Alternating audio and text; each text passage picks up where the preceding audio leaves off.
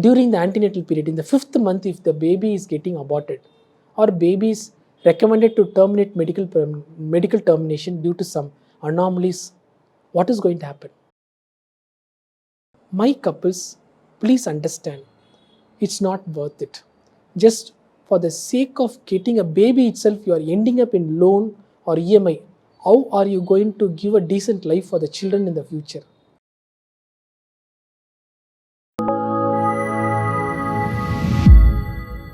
So we are now going to discuss about a topic in part 19, something out of medical subject.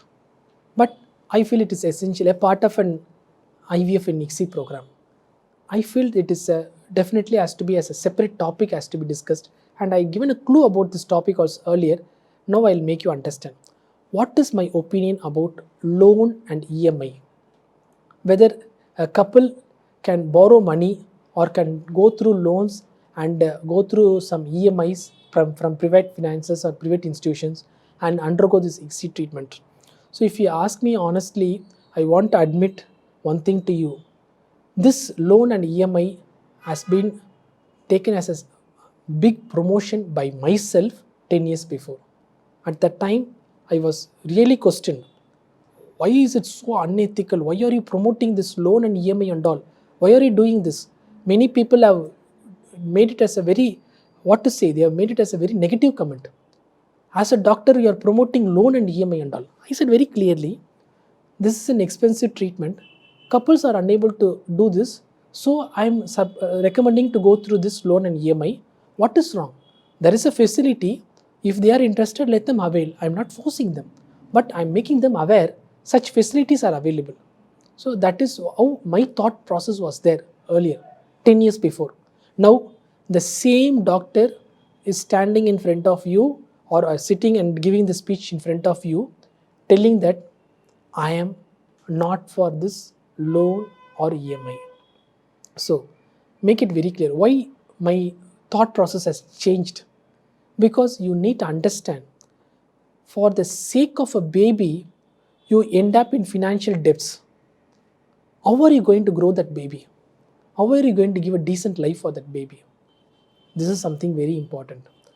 Because you are borrowing loans, you are taking EMIs for furnitures, for electronics, for luxury trip, for purchase of vehicle, for anything. So those are all definitely, or there is nothing definite in this life, at least they are going to be with you. Very rare, sometimes we might lose a vehicle or we might, but the remembrance, like say you made a luxury trip or a leisure trip, overseas trip, by doing some EMI program, you have come back with good memories that stays with you for a long time.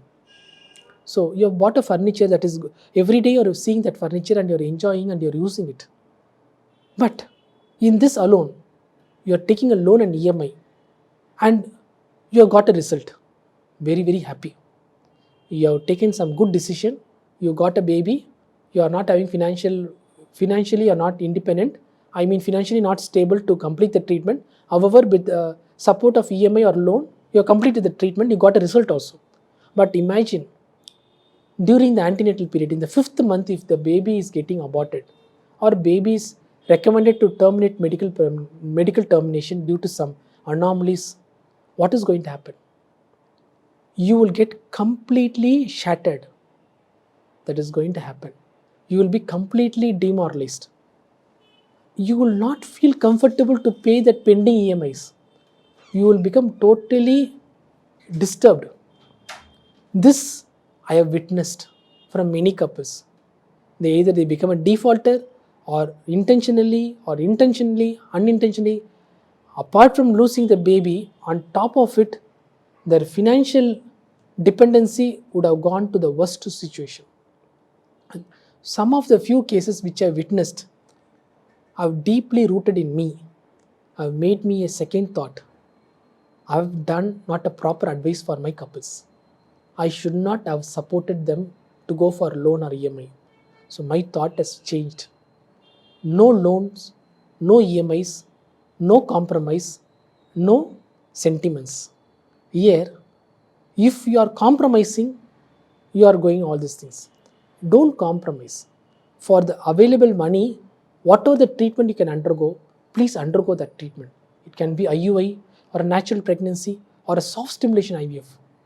There are now many types of IVF. I explained. Now we are in the 19th part. All these 19 parts have given so much of way how to do the cost cutting in IVF and ICSI also. Then what is the problem for you? I am here to give multiple solutions for the available resources, financial resources with you. Then why you should be worried? No need to worry. But make it very clear. This is my view. But the decision, let it be yours. You may be lucky enough by mere EMIs, you got the baby and the baby is healthy, you are living happily. It is, then I am accepting it. In my opinion, I will not entertain. But if couple, they are doing that on their own intention, on their own will, on their own wish, I'm not going to stop them. Always I'm going to leave the choice to the couples in anything, whether it is medically related or whether it is financially related. I'm not going to be an interference there.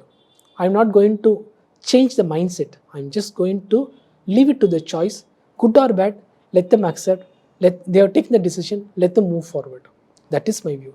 So my couples, please understand, it's not worth it.